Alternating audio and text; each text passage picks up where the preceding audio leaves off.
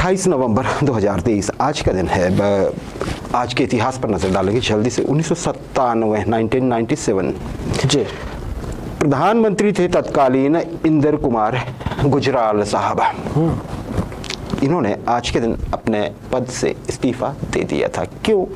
क्योंकि ये United front की तरफ से जो थे वो प्रधानमंत्री बने थे और कांग्रेस का बाहरी समर्थन था, तो कांग्रेस के जो सांसद थे उन्होंने समर्थन वापस ले लिया। अल्पमत में सरकार आ गई थी इनकी, उन्होंने इस्तीफा लिया। एक विवाद हो गया था कुछ सांसदों को लेकर दूसरी पार्टी के जी। और राष्ट्रपति महोदय को भेज दिया। राष्ट्रपति थे KR नारायणन साहब और उन्होंने उन्हें कहा कि ठीक है, मैं आपका इस्तीफा स्वीकार कर रहा हूं, लेकिन आप पद पर बने रहिएगा। ये फिर 19 मार्च 1998 तक प्रधानमंत्री पद पर रहे थे। वैसे 21 अप्रैल 1997 को ही प्रधानमंत्री बने थे और देवेगौड़ा साहब के स्थान पर बने थे। और एक रिकॉर्ड और है इनके साथ कि ये तीसरे प्रधानमंत्री थे भारत के जो लोकसभा क्षेत्र से नहीं चुने होते जब ये प्रधानमंत्री बने, बल्कि राज्यसभा के मेंबर थे। इसमें एक बार इंदिरा गांधी रही थी, एक बार रहे थे देवेगौड़ा जिनसे बिल्कुल ठीक पहले थे, फिर ये, और उसके बाद डॉक्टर मनमोहन सिंह चौथे थे जो राज्यसभा के मेंबर होते, सांसद होते, क्योंकि हमारे संविधान में ये अधिकार है कि सांसद चाहे किसी भी सदन का हो वो प्रधानमंत्री बन सकता है। तो ये इनके साथ एक रिकॉर्ड। आज के दिन उन्होंने इस्तीफा दिया था। 1893 में बात करते हैं राजेश। अब देखिए कोई बात 125 साल से तो ऊपर की ही बात है। महिलाओं को आज के समय में ये पुरुष भी मानते हैं और सारा समाज भी मानता है कि महिलाओं को बराबरी के हक, और कहीं कहीं तो ये कि महिलाओं का हक पहला है। बिल्कुल स्थितियां हमेशा ऐसी नहीं थी। लंबे संघर्ष के बाद हम इस आप ये समझिए कि इस परिदृश्य को देखते हैं, गवाह बनते हैं और उसका समर्थन भी करते हैं। 1893 तक आप मानकर हैरान होंगे कि पहली मर्तबा दुनिया में ऐसा हुआ था कि महिलाओं ने किसी राष्ट्रीय चुनाव के लिए मतदान किया था। क्या बात, पहली बार 1893 में। देश था न्यूजीलैंड। न्यूजीलैंड छोटा सा देश है ना, जानते हैं, पैसिफिक में, ऑस्ट्रेलिया महाद्वीप में। अभी क्रिकेटर बहुत प्रसिद्ध है यहाँ।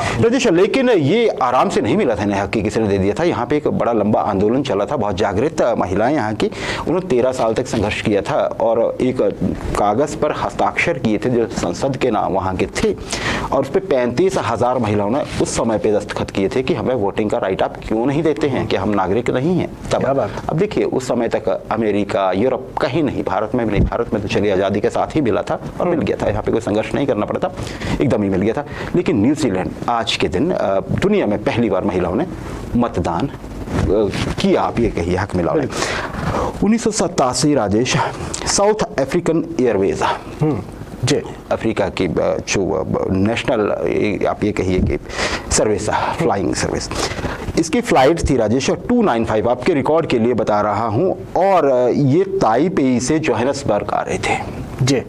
अब देखिए पूरा मतलब इंडियन ओशन के ऊपर से उड़ के इसने आना था सीधे, लेकिन ये मॉरिशस में लैंड करती पहला इसका स्टॉपेज वहां होना था, है ना, थोड़ा लैंड करना था, फिर उड़ना था। जोहान्सबर्ग नजदीक था फिर वहां पे, लेकिन उससे थोड़ा पहले, कुछ 100 किलोमीटर पहले, ये प्लेन जो है इसमें आग लग जाती है और ये हवा में ही टूट के बिखरता है और समंदर में समा जाता है। 4100 मीटर नीचे इसके जो चीजें मिलती हैं। आप जो ये आप तस्वीर में देख रहे हैं, इसकी एक जो थी वो इस हादसे के जो एक और साल हो गया था, 35 साल होने पे इस हादसे की, ये जो देख रहे हैं, हाँ, ये स्मारक पे साउथ अफ्रीका के लोग जो हैं, जो उनमें सवार थे लोग, उनको वहाँ कैंडल जला रहे।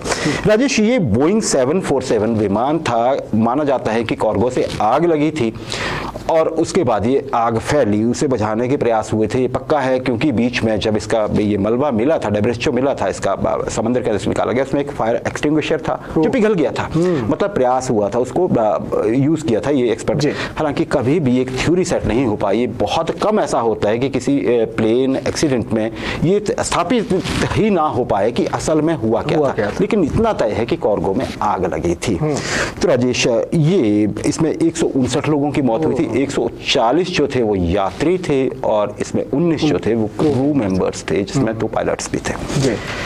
ये आज का इतिहास राजेश।